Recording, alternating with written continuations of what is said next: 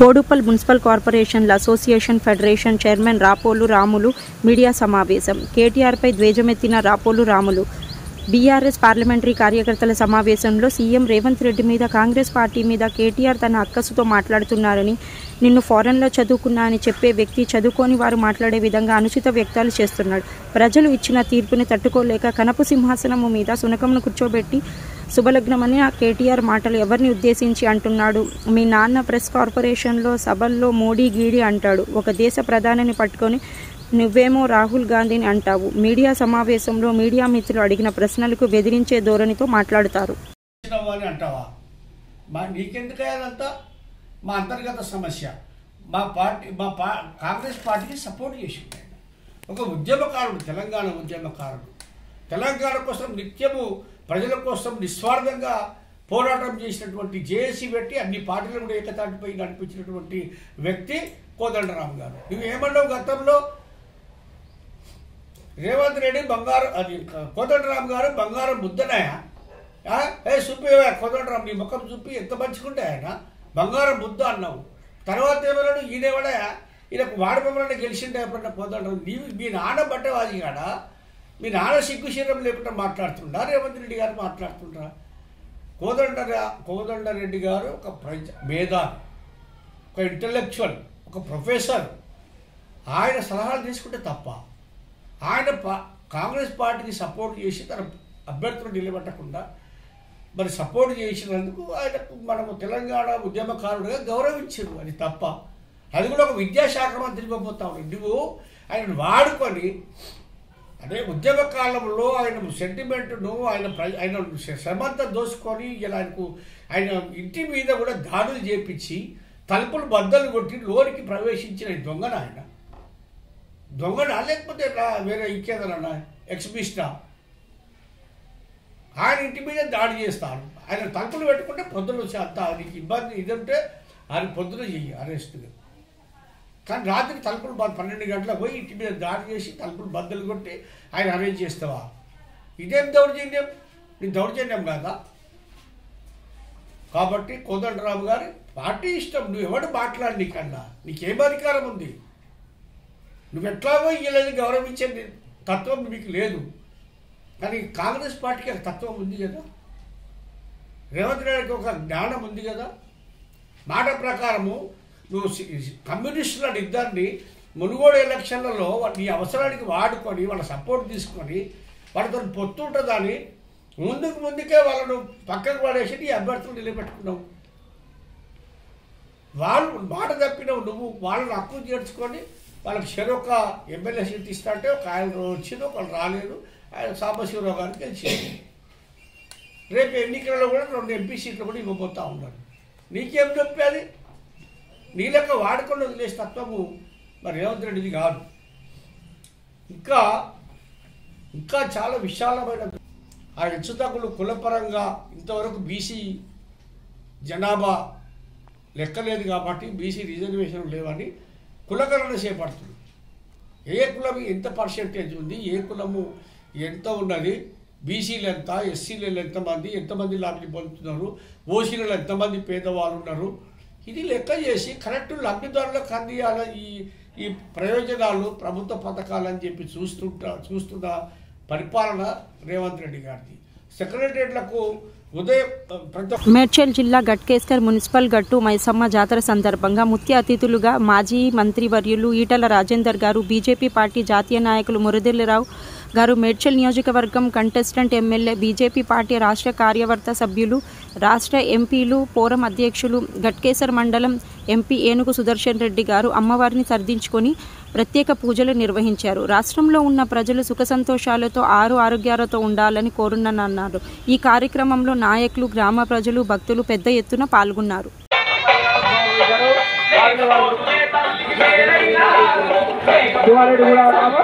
వాళ్ళు ఎక్కడున్నా రంగం దగ్గర రావాల్సిందిగా కోరుతున్నాను. పెద్దగా గతలు పునః చేసుకోవాల్సిందిగా కోరుతున్నాము. పెద్దగాడు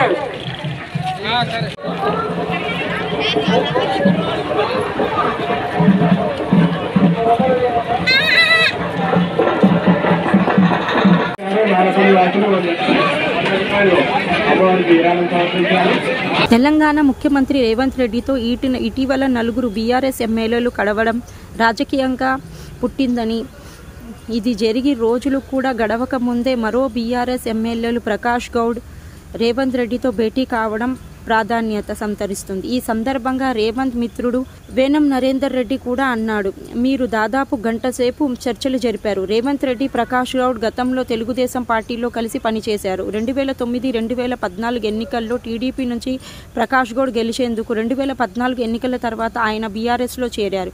ఈరోజు చేవెళ్ల పార్లమెంట్ నియోజకవర్గం సమావేశం జరిగింది. రాజేంద్రనగర్ అసెంబ్లీ స్థానం చేవెళ్ల పార్లమెంట్ నియోజకవర్గం పరిధిలో వస్తుంది. ఈ నేపథ్యంలో రేవంత్ను ప్రకాష్ గౌడ్ కలవడం ఆసక్తికరమని మారింది. ఇటీవల మంత్రి పొన్నం ప్రభాకర్ గౌడ్ కలిశారు. అయితే తాను మర్యాదపూర్వకంగానే పొన్నం ప్రభాకర్ను కలిశానని ప్రకాష్ గౌడ్ తెలిపారు.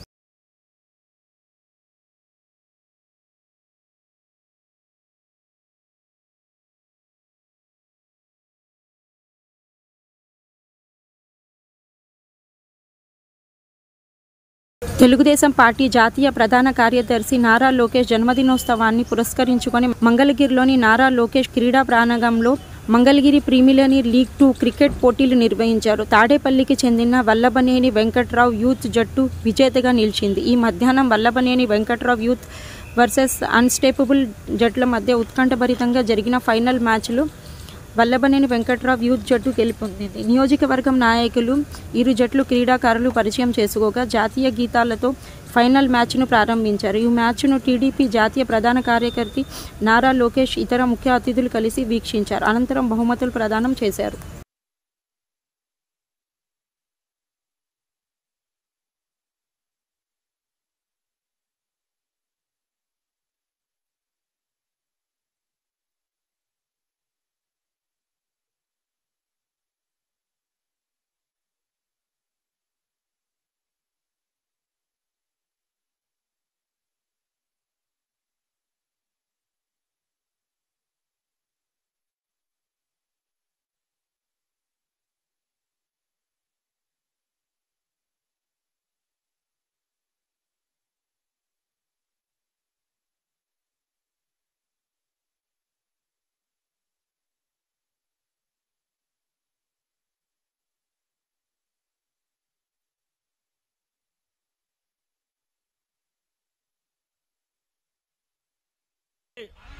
జరగండమ్మా, ప్లీజ్ ప్లీజ్ ప్లీజ్ ప్లీజ్ ఇక్కడే ఉంటారు సార్, ఎక్కడికి వెళ్ళరు. మ్యాచ్ అయిపోయిందాక మీరు జరగాలి. ఇంకా ప్లీజ్ అన్న, ప్లీజ్. ఇక కనపడదు మ్యాచ్, మీరు కూడా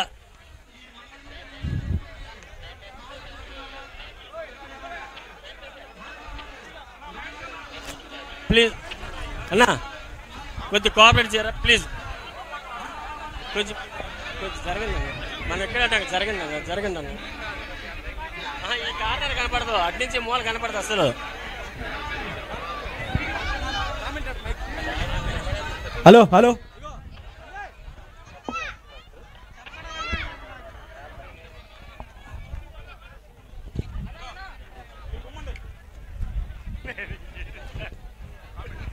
హలో హలో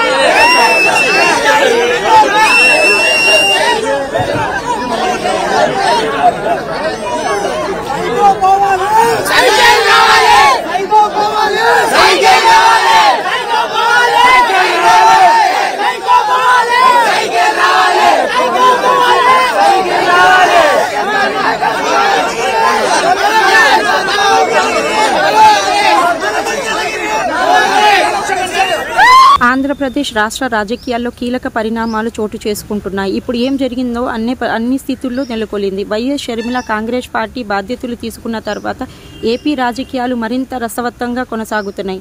ఆమె వైసీపీ పార్టీలో అసంతృప్తిగా ఉన్న నేతలను టార్గెట్ చేస్తూ కలుస్తూ ఉన్నారు. ఈ నేపథ్యంలోనే షర్మిలతో వైఎస్ వివేకానందరెడ్డి కుమార్తె సునీత సమావేశమయ్యారు. అనంతరం ఇద్దరు కలిసి ఇడుపుల గెస్ట్ హౌస్కు చేరుకున్నారు. వైసీపీ ప్రభుత్వంపై షర్మిల తీవ్ర స్థాయిలో విమర్శలు గూసిస్తున్న నేపథ్యంలో ఈ సమావేశంలో ఆసక్తికరంగా మారింది. సునీత కాంగ్రెస్ పార్టీలో చేరుతారనే ప్రచారం జరుగుతుంది. కాగా తన తండ్రి హత్య కేసుపై సునీత న్యాయ పోరాటం చేస్తుంది. ఈ కేసులో ఎంపీ అవినాష్ రెడ్డి మరియు ఆయన తండ్రి భాస్కర్ రెడ్డితో పాటు పలువురిని సిబిఐ నిందితులుగా పేర్కొన్నారు విషయం తెలిసిందే.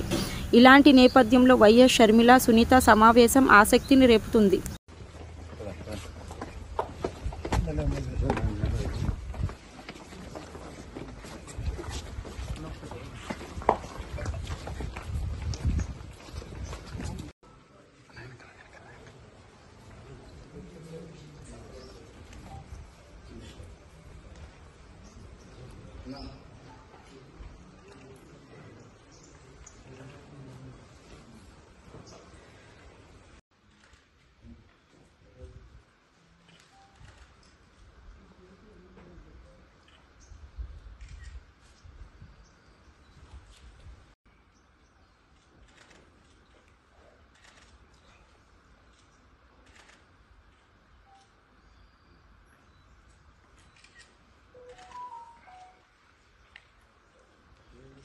వచ్చే పార్లమెంట్ ఎన్నికల్లో రాష్ట్రంలో అత్యధిక సీటు గెలిచి దేశంలో నరేంద్ర మోదీ పాలన మరోసారి వస్తుందని భాజపా సీనియర్ నేత మురళీధర్ రావు ధీమా వ్యక్తం చేశారు. సికింద్రాబాద్ బోయినపల్లిలో మలయాళీ విశ్వకర్మ ఆత్మీయ సమ్మేళనంలో ఆయన ముఖ్య అతిథిగా పాల్గొన్నారు. నిజామాబాద్ భాజపా అభ్యర్థి అతిథి మెజారిటీతో గెలవడం ఖాయమని parliamentary incharge Nirmal MLA Maheshwar Reddy విశ్వాసం వ్యక్తం చేశారు. నిజామాబాద్ పార్లమెంటరీ స్థాయి సమీక్ష సమావేశంలో ఎంపీ అరవింద్తో కలిసి ఆయన పాల్గొన్నారు. పార్లమెంట్ ఎన్నికల్లో రాష్ట్రంలో జనసేనతో పొత్తు ఉందని, ఒంటరిగానే పోటీకి దిగుతామని భాజపా నేత లక్ష్మణ్ సృష్టించారు. రాష్ట్రం నుంచి 10 ఎంపీ సీట్లు సాధించడం ఖాయమన్నారు. మొత్తం కాళేశ్వరం ప్రాజెక్టుపై సమగ్ర విచారణ జరపాలని ఆయన డిమాండ్ చేశారు. కేవలం వీళ్ళ మోదీ గారు అవినీతిని అరికడతా ఉన్నారు. కుటుంబ పాలనను చరమగీతంతో ఇవాళ ఎక్కడ కూడా ప్రజాస్వామ్యంలో వంశపారపర రాజకీయాలకు చెల్లు చీటి అని చెప్పడము, and more particular zero tolerance on corruption. More over ఈ అపీజ్మెంట్ పాలిటిక్స్, బుజ్జగింపు రాజకీయాలు, మైనారిటీ ఓటు కోసం వారు అవలంబిస్తున్న విధానాలు ఇప్పుడిప్పుడే కనువిప్పవుతున్నాయి.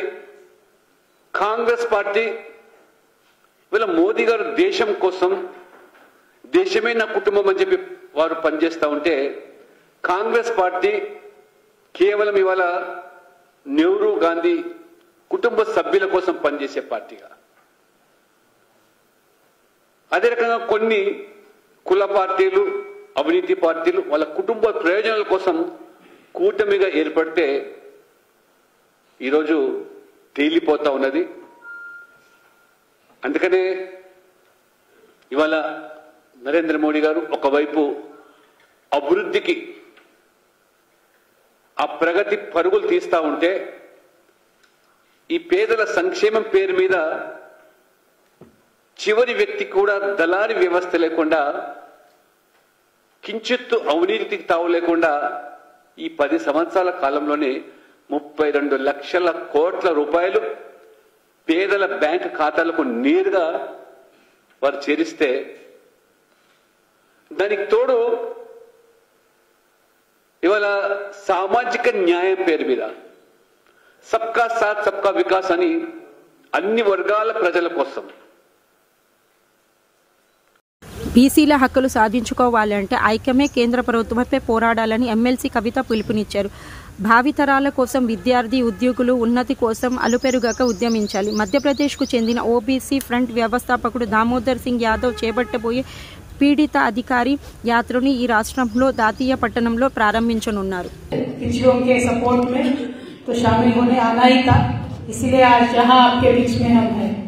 और मंच पे हमारे साथ रूपेश यादव जी हैं, रामकिशोर यादव जी हैं, नासिर बख्शा मंसूर जी है, शोभा कुशवाहा जी है, अरविंद कुशवाहा जी है, नजीम खान साहब है, केशव यादव जी है, अमित लोधी जी है, विनोद शर्मा जी है, सोनू जाटव जी है, आपका नाम आ गया बेटा, डिम्पल जी भी है, और साथों साथ हमारे पत्रकार मित्र जितने भी हैं, आपको भी मेरा प्रणाम।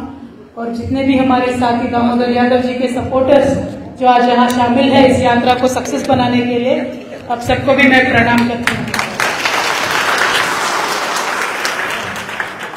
मैं अपने आप को बहुत सौभाग्य समझती हूँ। मेरा सौभाग्य है ये कि मध्य प्रदेश के पावन धरती में आने का मेरे पहले बार है, लेकिन पहले ही बार इतना अच्छा कार्यक्रम में शामिल होने का मुझे मौका मिला है, मुझे बेहद खुशी है।